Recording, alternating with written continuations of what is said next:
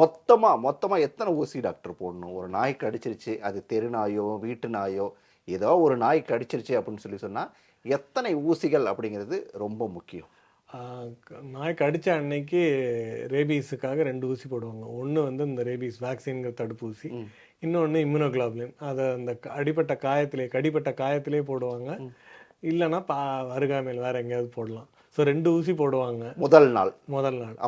அதுக்கப்புறம் 3ஆம் நாள், 7ஆம் நாள், 14 நாள் 4 ஊசி மொத்தமாக போடணும். இது தவிர நாள் தவிர இன்னொரு 3 நாள் போடணும். இந்த அதாவது முதல் நாள், 3ஆம் நாள், 7ஆம் நாள், 14ஆம் நாள் இப்படின்னு சொல்லிட்டு இந்த 4 தடவை நம்ம எடுத்துக்கிட்டோம் அப்படின்னு சொன்னா 100% நம்ம சேஃப் அப்படின்னு சொல்லிடலாமா? ஆமாம், கண்டிப்பாக. இதெல்லாம் ப்ராம்ப்டாக போட்டுட்டீங்க அப்படின்னா 100% சேஃப்.